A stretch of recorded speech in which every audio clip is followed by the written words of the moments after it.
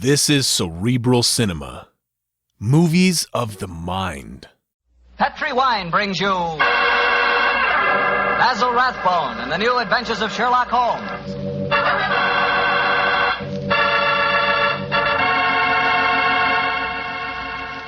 The Petri family, the family that took time to bring you good wine, invites you to listen to Dr. Watson tell us another exciting adventure he shared with his good friend, that master detective, Sherlock Holmes. And as for me, well, I'd like to ask you if you know that one of the favorite wines of American women is Petri California Muscatel. In fact, the whole family likes Petri Muscatel. And you'll certainly know why if you'll just pour yourself a glass. Why, that Petri Muscatel is wonderful just to look at. It's the color of sheer gold. And raise that glass of Petri Muscatel to your lips. Oh, boy, what a wine.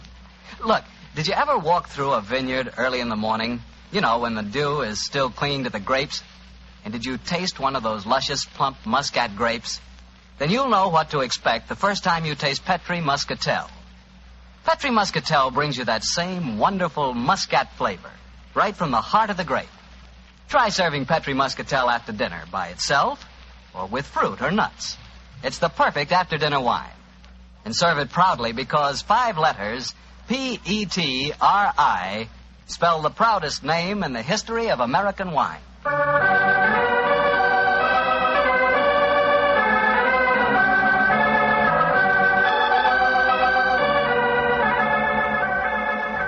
And now I'm sure our good friend Dr. Watson is ready for us. Let's go in and join him. Come in. Oh, there you are, Mr. Bartell. Good evening, Doctor. Are you all ready with tonight's new Sherlock Holmes adventure? I'm ready if you are, my boy. How would you like to hear a story that took place in Italy? In Italy?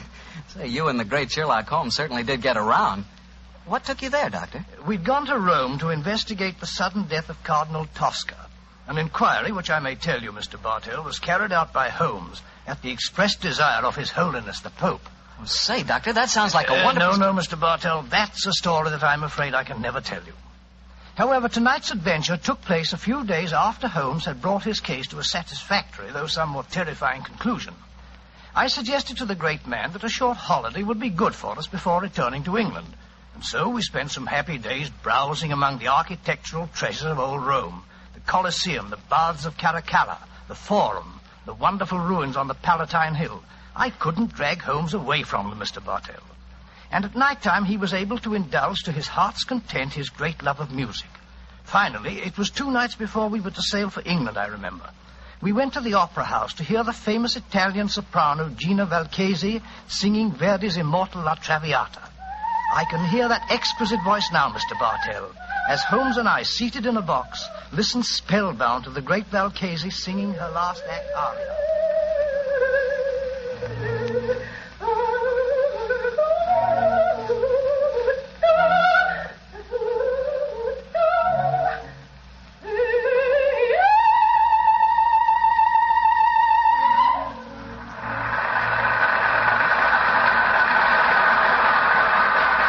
Voice, Watson.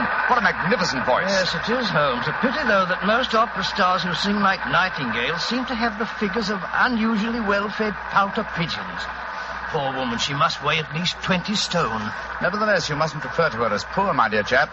Despite her somewhat unfortunate proportions, Signora Gilda Valchesi remains one of the greatest and wealthiest of contemporary sopranos.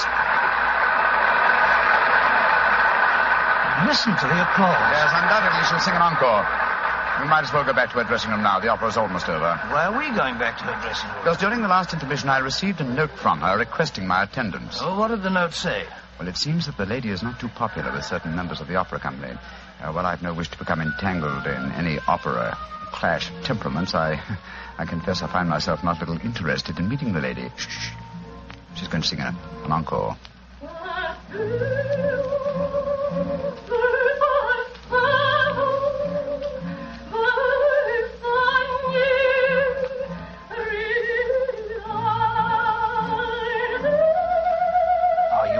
Going back to her dressing room? Certainly, my dear fellow. A summons from Gina Valchesi is no more to be disobeyed than a royal command.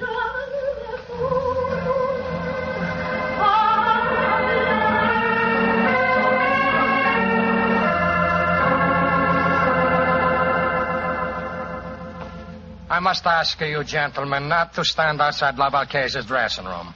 We permit no strangers, particularly foreigners. But the Signora has requested our presence. May I ask who you are? Permit me to introduce myself, gentlemen. I am Armando Bellini, Inspector of Police. My name is Holmes, Sherlock Holmes, and this is my friend, Dr. Watson. Sherlock Holmes? But this is a great honor. Allow me to apologize. Here in the Opera House, we have to be so careful, you understand, of intrigues. There are so many. But Senor Holmes and his friend, I am so happy to meet you both. At headquarters, I hear wonderful reports of your work in the Cardinal Tosca affair. I should prefer not to mention that unfortunate matter, Inspector, except under conditions of extreme privacy. Oh, quite so. And behind the scenes at the opera is not the most secluded place. Please to forgive me. You are waiting to see La Valchese? Yes. She is still on the stage. She has requested your presence, you say, Senor Holmes? Yes, I trust the meeting is to be a social and not a professional one. We're sailing for England in a couple of days. And you came to hear the great Valchese sing before you left. Most understandable. A magnificent voice, Inspector. Yes, Doctor. And still, well, I am a devout opera lover myself.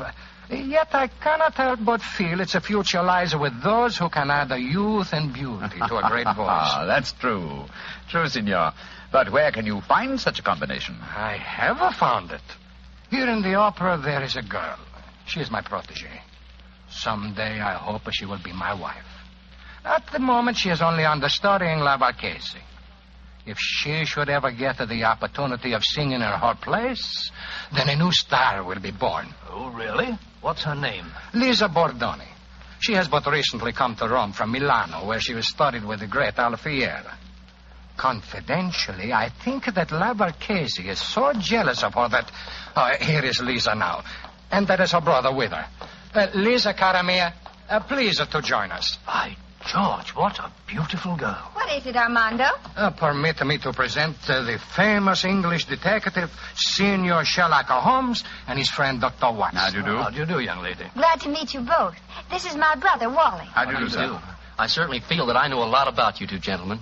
No, I can't tell you how many times I've read your stories, Dr. Watson. Indeed, sir. I'm very flattered. Lisa, cara mia, we were just saying that in youth and beauty, combined with the voice, lies our future hope in the opera. Your day will come, Lisa mia. Your day will come soon. I hope you're right, Armando. But as long as I understudy Gina Valchese, I don't see when I'll get my chance. She's disgustingly healthy. If you'll pardon my saying so, young lady, though your name is Bordoni, you and your brother don't sound in the least Italian. Well, we're not, Mr. Holmes. We're American. But to succeed in Italian opera, my sister has found that an Italian name is essential.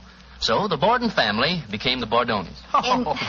In any case, my real name is Lizzie Borden. Oh, really? I'm sure you, Mr. Holmes, as a famous detective, will see that I had to change my name. Yes, I can well understand. Who was Lizzie Borden? Well, my dear fellow, one of the greatest and most successful of murderesses, who wielded an axe with incredible dexterity. I've often regretted that I was in Tibet instead of America at the time of that particular case. Senor Holmes, I do not understand you Anglo-Saxons. To me, a murderess is a murderess. Now, when you speak of a greatness in women, I feel... Oh, but here comes Gina Valchese now. I will introduce you. How many times must I tell you allowed no one to stand outside my dressing room? Send them away. La Valchese is tired. But you wish to see Senor Sherlock Holmes, the famous detective. He has come here in answer to your request. Please, permit me to present him, and also his friend, Dr. Watson. How do you do, Senor? I'm greatly honored to meet you, Senora Valchese. And now, perhaps, if we may come into your dressing room and confer privately. Ertio. What would La Valchese have to say to a detective? I mean, you're not the police, as Vero. Go away, all of you.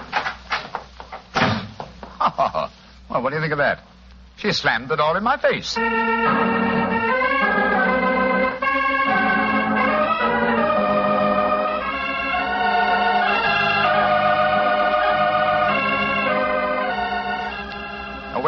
Waiter.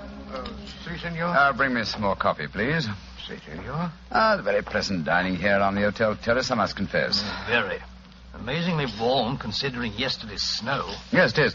Later I suggest we pay another visit to the opera and hear La Valchese sing Gilda and Rigoletto. Upon my soul, Holmes, it seems to me that you're astonishingly casual after the way that woman insulted you last night, slamming the door in your face as if you were a tradesman. Shocking. What would you have me do, my dear chap? Force my way into a room, demand an apology, or have my friend challenge her to a duel in order to avenge my honor? Oh, don't try to be funny, Holmes. You know perfectly well what I mean. The lady asks you to come and see her, and when you do, she pretends she's never heard of you. And here it is nearly 24 hours later, and you've done absolutely nothing about it. Oh, dear old Watson.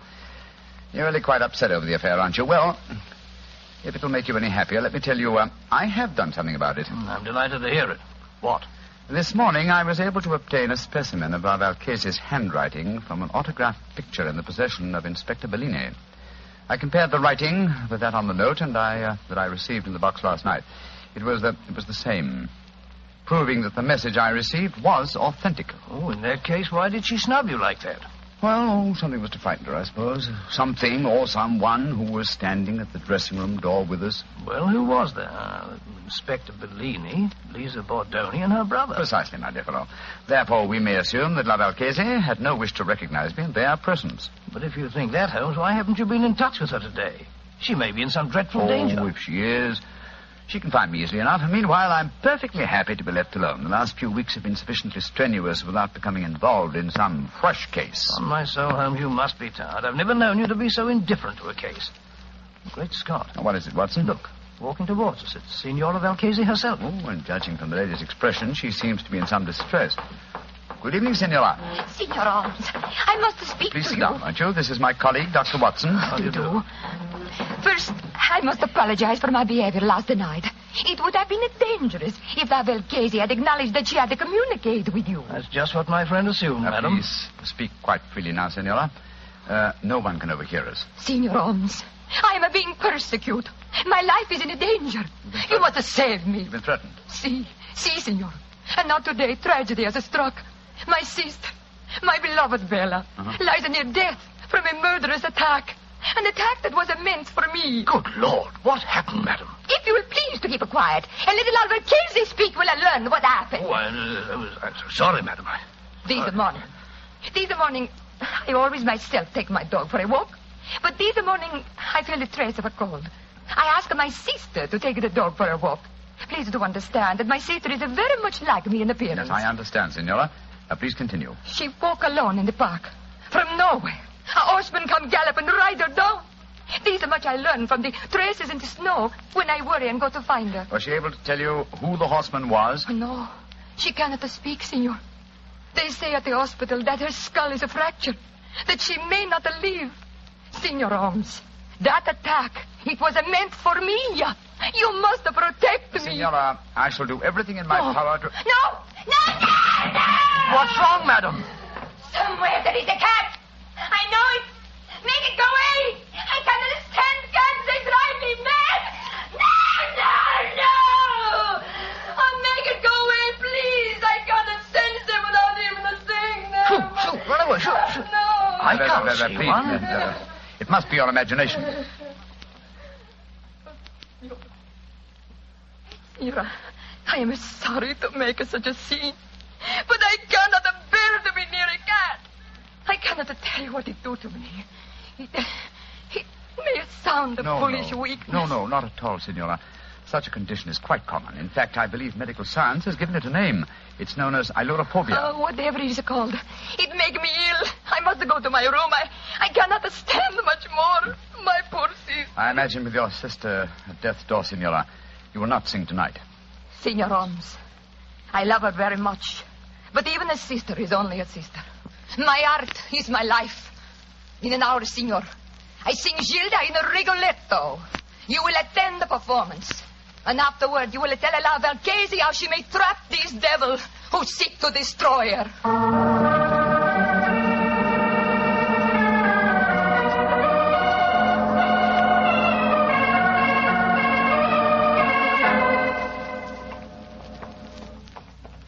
Holmes, it's after 9:30. We've missed quite a lot of the opera. It's hardly worth going to our box now. We've just been time to hear La Valchese sing the incomparable Caro Nome.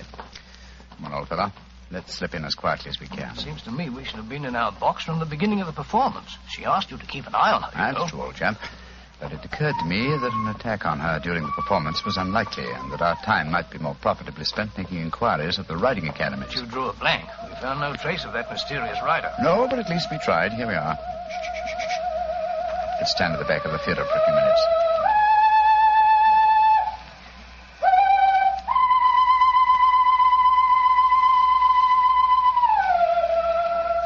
Great Scott! That isn't Valchese singing. It's the understudy, Bellini's protege, the American girl, Lisa Bordoni. What a beautiful voice. Like one, but with a beautiful, wonderful range. Look here, we've no time to listen to her now. We must go to the Valchese's dressing room at once. We know she left for the theater tonight with the intention of singing. I'm very much afraid there's devil's work afoot, Watson.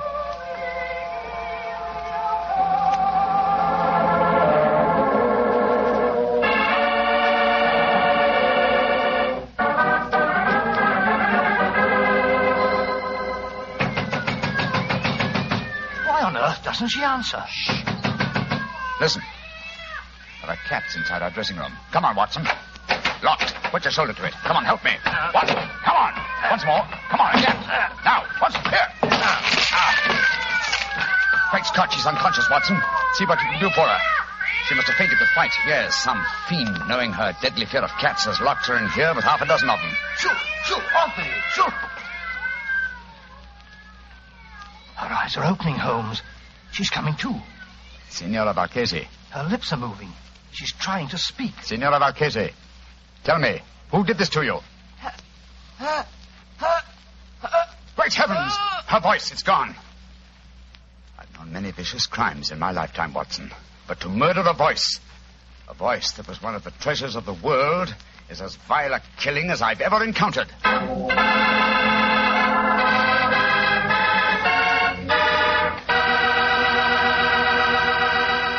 Dr. Watson will tell you the rest of his story in just a few seconds. And right now would be a wonderful time to try a glass of Petri California Port. In the evening after dinner, well, any time you're taking things easy, is the perfect time for Petri Port.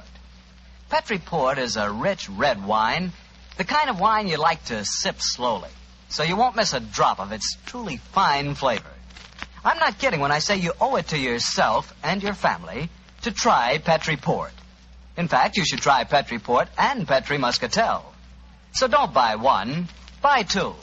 Buy both Port and Muscatel.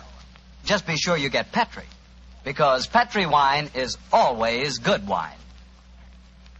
Well, Dr. Watson, so the great opera singer lost her voice when someone locked her in a room full of cats, huh? What did you and Sherlock Holmes do? We took Signor Valchese back to her hotel at once and saw that she was properly taken care of. How did the understudy, Lisa Bordoni, make out, Doctor? Well, the tragedy that overtook Valchese gave her great chance. She received a tremendous ovation at the close of the performance, and it seemed certain that another star had been born. But let me tell you the story just as it happened, Mr. Bartell. A little later that night, Holmes and I were once again standing on the balcony of our hotel, watching a crowd of people that had assembled in the courtyard. You see that crowd, Watson? Yes, I suppose they've come here to acclaim the news star. No, my dear fellow. That crowd isn't planning a celebration. Look at them and listen to their angry murmuring. I'm afraid there's going to be trouble. I don't like the look of it. Hello. Here comes Lisa Bordoni's brother, Wally. What's wrong, sir? Mr. Holmes. Mr. Holmes, you've got to do something. What's happened? Well, somehow the story about the cats in La Valchese's dressing room has spread. The crowd outside are saying that my sister, Lisa, planned the whole thing so that she could sing Valchese's part in the opera tonight. Where's your sister now? In a room at the hotel here. I managed to get her away from the crowd, and I locked her in. But that mob, I'm frightened for her. Here comes the official representative of law and order, Inspector Bellini. Wally, where is Lisa? I was just telling Mr. Holmes that I'd locked her in a room. Now, that crowd's in a dangerous mood, Bellini. What precautions are you taking? I have thrown a cordon of police around the hotel. The mob is getting out of our hand, and Lisa must be protected. As a matter of fact, the situation is even worse than the crowd knows. I have just been told that La Valchese's twin sister Bella died in the hospital tonight. That adds a murder charge. If the crowd knew about that, I tremble to think what might happen. Did you say that La Valchese's sister was a twin, Inspector? Si, Senor Holmes. She was her exact double in everything but voice. Indeed, how very illuminating. If you don't mind, I should like to have a few words in private with my friend, Dr. Watson. Excuse us for a moment, please. What do you make of it, Holmes? What are you, old chap? Well, the American girl seemed very charming and all that, but she might have done it. It had to be either her brother, or the inspector himself. They all had a motive for wanting La Valchese to lose her voice. But I must say I can't understand the motive behind the murder of her twin sister. I think I can give you the answer to that question in a very few minutes. But meanwhile, the mob gets uglier and uglier. The only way to avert violence, Watson, is to give them quick proof and a certainty of conviction. I must go back to Bellini and the young American. I want to keep an eye on them. Meanwhile, I want you to slip out and get me a cat. Cat? What on earth for? You'll find out soon enough. But Holmes, what kind of a cat? Oh, any kind, but hurry.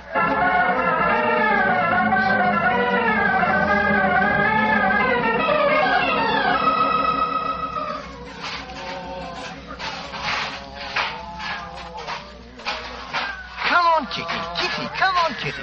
There's a good kitty. Here. What you do in the hotel kitchen, senor? Oh, you want to play with my cat? Oh, is he your cat? Charming little fellow. I'd like to borrow him for a little while. Why you want to borrow my cat? Oh, I thought I'd take him up to my hotel room and have a little game with him. I've got some old socks he can play with. Deal. The English, they are a crazy race. My cat does not like to play with the old socks. Look here. Here's 50 lira for you. Wait. Oh, no. I tell you, my cat does not like to play with old socks. My cat will stay here, and you can keep your money. I'll give you 100 lira. So that you may stuff my cat full of old socks? No. Give me back my cat. Oh, the place is with you. You'll get it back later. Stop him. The crazy Englishman, he's stealing my cat. Stop.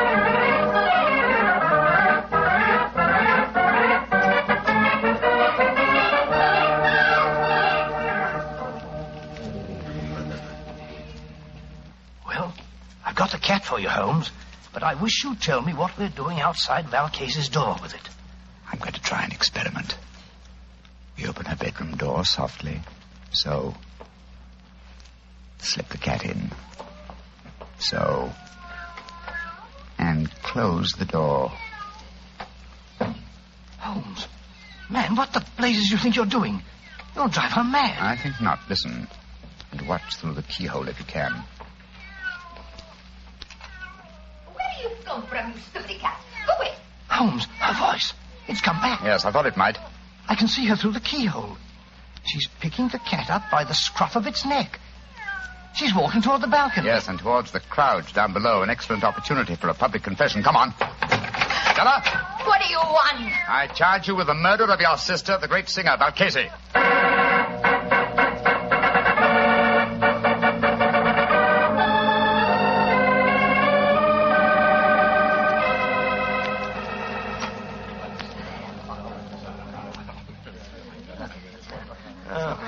It was a magnificent, Senor Holmes. Magnificent. The way you forced her to confess on the balcony in a full sight of the mob. And so you saved Lisa.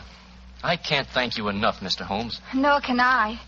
Though I still don't see how you guessed.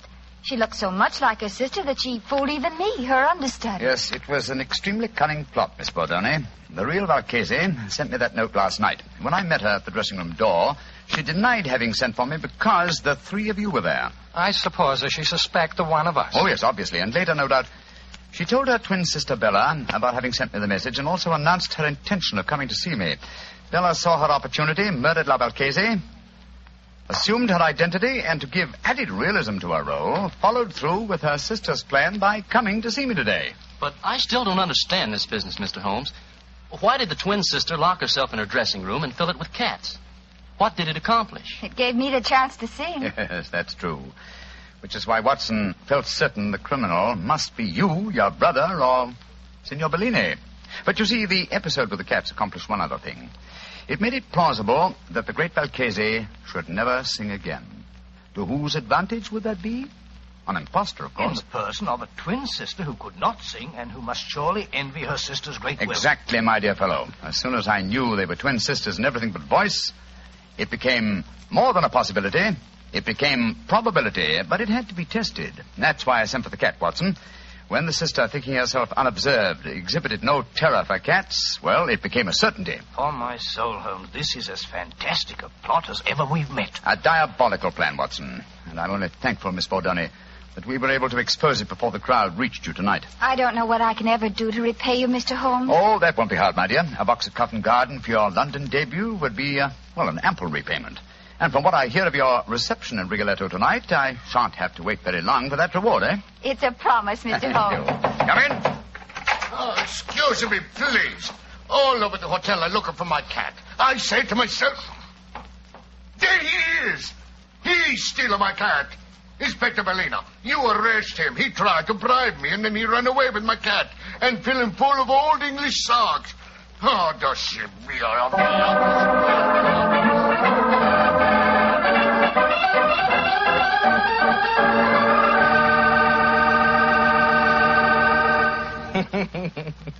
Doctor, I'd sure like to have a picture of you running away with that fellow's cat under your arm. You, a cat stealer. It's not a bit funny, Mr. Bartell. Believe me, it was most embarrassing. I know. But it was all for a good cause, and I think you were splendid about the whole thing.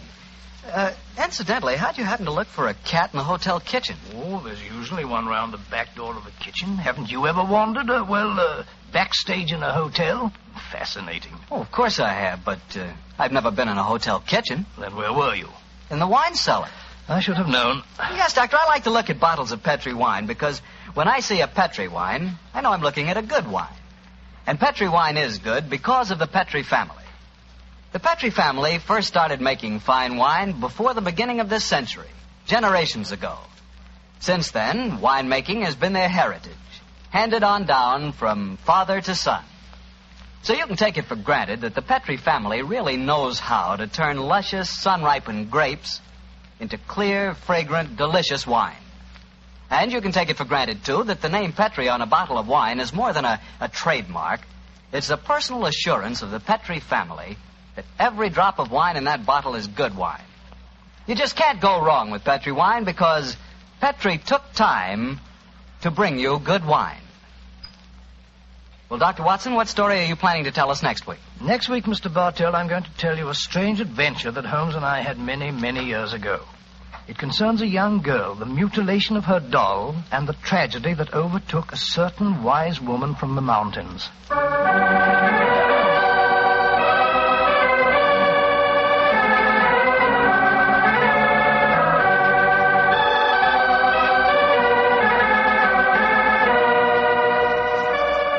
Tonight's Sherlock Holmes adventure was written by Dennis Green and Anthony Boucher and was suggested by an incident in the Sir Arthur Conan Doyle story, The Adventure of Black Peter. Music is by Dean Fossler. Mr. Rathbone appears through the courtesy of Metro-Goldwyn-Mayer, and tonight, Dr. Watson was played by Mr. Eric Snowden, who substituted for Mr. Nigel Bruce. Mr. Bruce is scheduled to return to the program next week.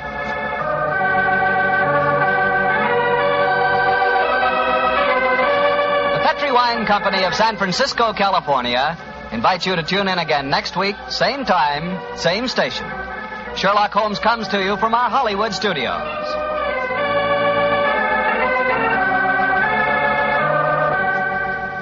This is Harry Bartell saying goodnight for the Petri family.